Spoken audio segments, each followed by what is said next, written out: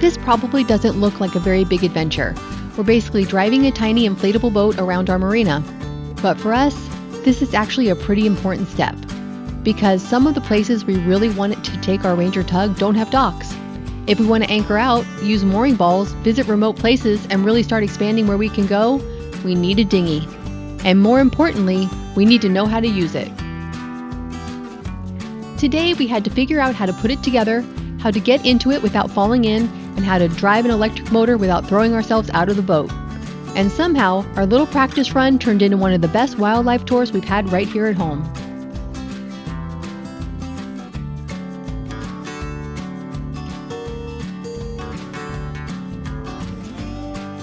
Since we bought our Ranger Tug, it feels like almost everything we've learned has opened up something new.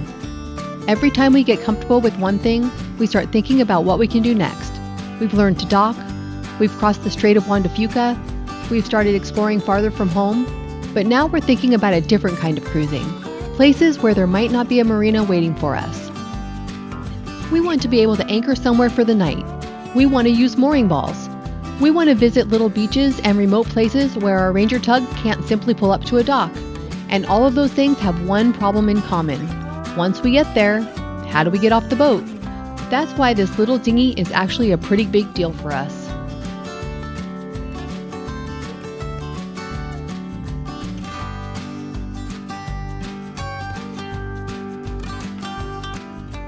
When I started looking at dinghies, I wanted something that felt stable once we were in it, but it also had to be small enough that we could pack it up and carry it on our Ranger Tug.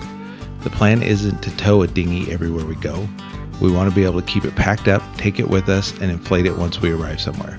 So I ended up choosing the smallest True Kit Discovery.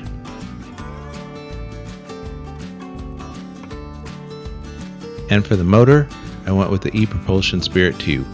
Going electric means it's quiet, easy to use, and we don't have to carry gasoline for another motor on board. Which all sounded great to me, except I immediately found something new to worry about. Oh yeah, I forgot one other thing I'm worried about is dropping the engine into the water. That's what the rope's for? That's what the rope's for. Okay. Because eventually we're going to have to attach that motor while we're sitting out there on the Ranger Tug, and I can already picture exactly where that motor is going if we drop it, straight to the bottom.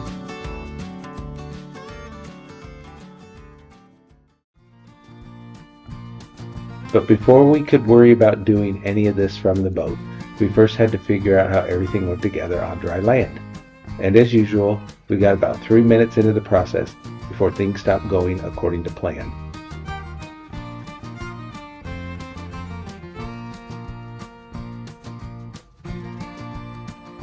I could not get the electric pump to cooperate. So naturally, I gave up on technology and started pumping the entire thing by hand.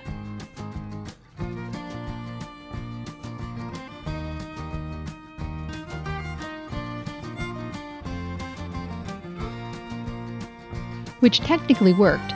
It was just going to take me until sometime next Tuesday. Thankfully, Derek came over and figured out what I was doing wrong. Once we got the electric pump running correctly, it was actually pretty easy. And much faster than Sarah power. This is one of those things that I think experienced boaters forget. When you've done something 100 times, setting up a dinghy probably seems ridiculously simple. But the first time, you have questions about everything. Which piece goes where? How much air goes into each section? Where do the seats go? When do you attach the motor? How heavy is this thing going to be once it's inflated? And are we going to remember any of this the next time? But eventually, it all started coming together. This little boat isn't really a separate adventure. It's what will eventually let us do more with our Ranger Tug. Now we just had to see if we could actually use it. All right, guys. The dinghy's built, and Derek doesn't want to take me on a ride. What do you guys think? Don't you think Derek should take his lovely bride on a ride in her new dinghy? I do. Okay, before you find out if we go or not, I want you to go in the comments and guess if we're gonna go. And then you'll see what happens in a minute. Who wins? Derek. Why won't you take me for a dinghy ride? Because I haven't read the whole book and stuff. See what I have to deal with? Book schmuck.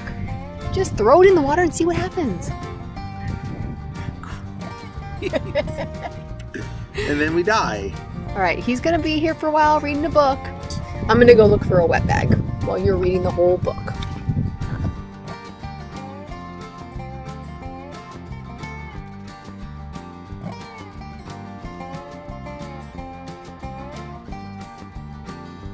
All right, well, today is an exciting day because we are going to take our dinghy out for the first time and we're gonna learn how to drive this thing.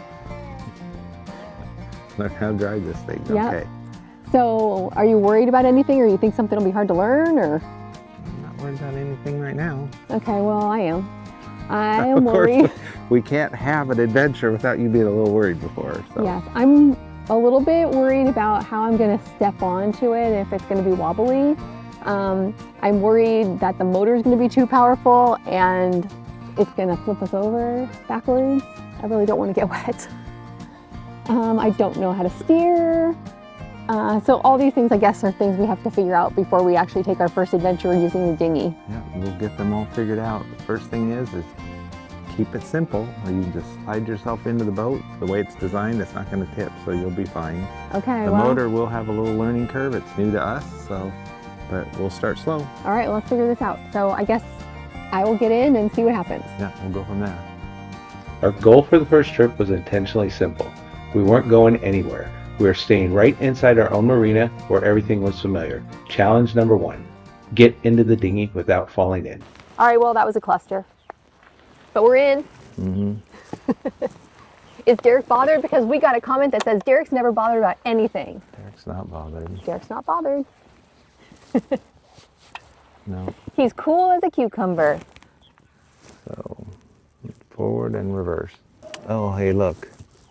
What I just realized. What? There's it extends out. So I There can we reach go. it from there Okay, well, that's if cool. we wanted to. Here we go. All right, so how do you make this thing turn left or right? You go the opposite direction you want to go. So if I want to go to the left, I push to the right? Yeah, see? Oh, yeah. So the throttle's really smooth and simple. It doesn't just kick in. Oh, that's nice. So You're making a wake in the marina. You're gonna get a fine. So let's see if we can figure out how to control this thing and go in a figure 8. You think you can do it? a figure 8. Yeah. I can do a figure 8. We're at 3 miles per hour right now. Oh, okay. And there's my little wake. You don't have a seakeeper on here. I gotta add a seakeeper to my dinghy. Here's your figure 8. Okay, here we go. The motor itself is pretty straightforward, but even with simple controls, you still have to learn how the boat responds. How sensitive is the throttle? How quickly does it turn? And how slowly can you maneuver when you're trying to approach something? All right, now that once you finish your figure 8, then I want you to take me on a romantic ride around the marina. Like go down the other path. Okay. And maybe we'll see some wildlife. Maybe we'll see some herons. Maybe we'll see some seals. You know what I just realized? Yeah. I just opened a whole new world for us. We can go on sunset dinghy ride. You could drive me around In your dinghy? in my dinghy and I could just hang around watching the sunset. It'd be so romantic.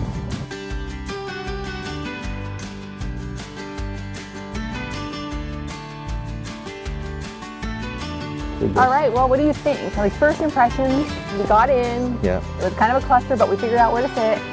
Now we're sitting. I think you should come try. I guess I should probably try. Yep. That's going to be kind of scary. You think so? Yeah. Okay. Well, there it goes now. Whoa. Kind of going. Don't go crazy now.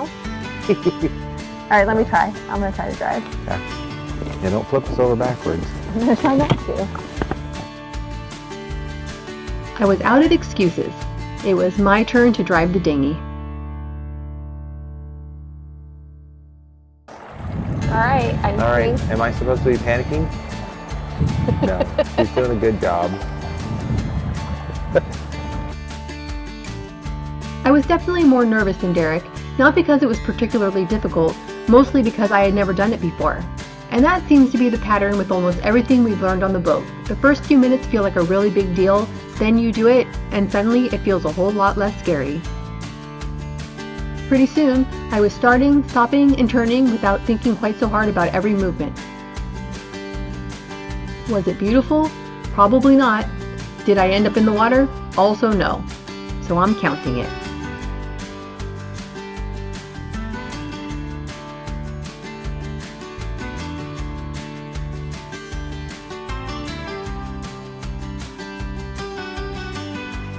I mean, it's really quiet. No, that's the good part. Still blinking one. That would mean it's just using the first bar. So that's good. I mean, this would definitely get you back and forth to shore several times without a charge. Yeah. Oh, there's the baby seal. He popped up over there. With his mom. There's two heads now. There's two heads. Aww. He's just flying right along the water. And somewhere along the way, we stopped thinking about the dinghy, because once we started looking around us, our practice run turned into something completely different. We've driven through this marina countless times in the Ranger Tug, but from down here, moving slowly and almost silently, it felt like we were seeing it for the first time.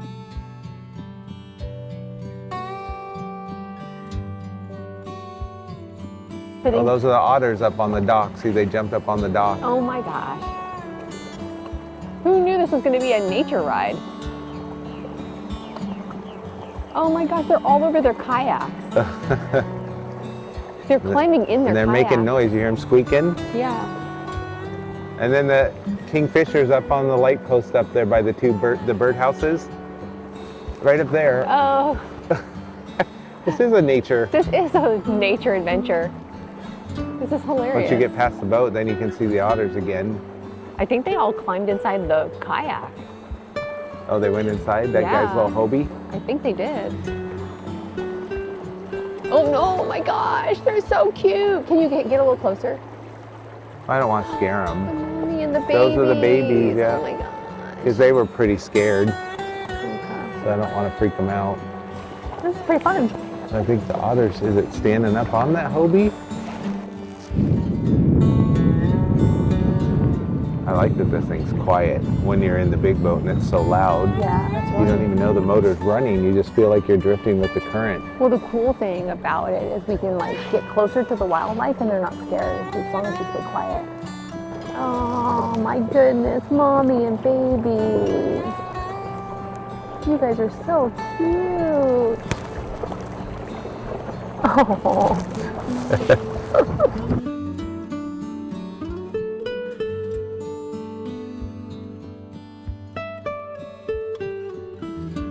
We came out here to learn how to drive a dinghy. We definitely weren't expecting this.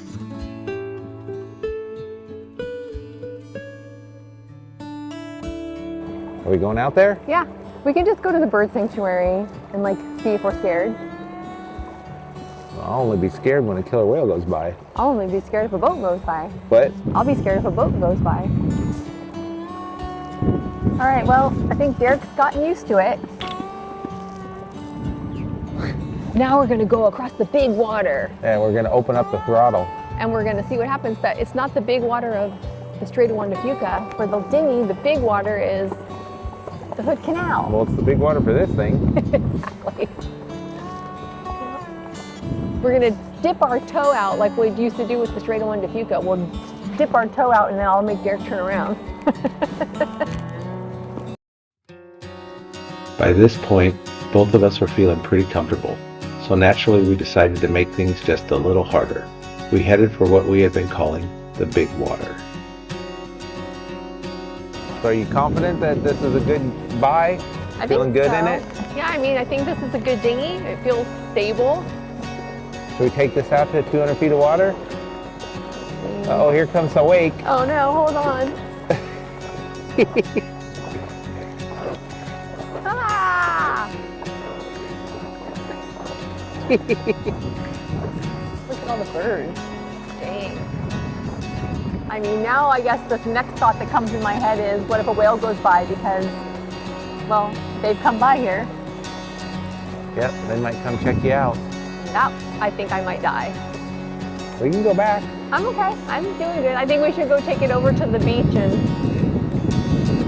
Now, to be clear, we weren't exactly heading across Puget Sound. We were just going outside the marina. But outside the breakwater, the water moves more and the current is stronger. This was our first chance to find out how the dinghy would feel somewhere that wasn't completely protected. This was the part I was curious about. Inside the marina, everything had been calm. Outside, we could feel the current and movement much more. But the True Kit still felt stable, and the Spirit 2 had no trouble moving us around. It's like a wake. A boat went by. Oh, I just got wet. Did you really? Look at these waves! And that was probably the moment when I relaxed the most. It didn't suddenly feel tiny or unstable when we left the marina. It just kept doing what we wanted it to do. And I started thinking, okay, we can actually do this. We didn't go very far today, and driving an inflatable dinghy around your own marina probably doesn't sound like a major boating accomplishment, but this is exactly how we learned almost everything since buying our Ranger Tug, one little first at a time. Because someday we want to pull into a quiet anchorage and spend the night. We want to tie up to a mooring ball somewhere we've never been before. We want to explore little beaches and remote places we can't reach from a marina. And when we finally do that, we don't want it to also be the first time we're trying to figure out how our dinghy works. Today, we learned how to put it together. We learned how to get into it.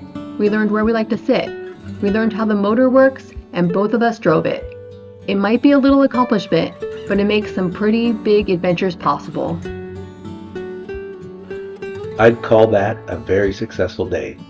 If you use a dinghy while cruising, we'd love to hear what you learned when you were getting started. And if you enjoy following along as we figure all this out, we'd love to have you subscribe and come along for the next adventure.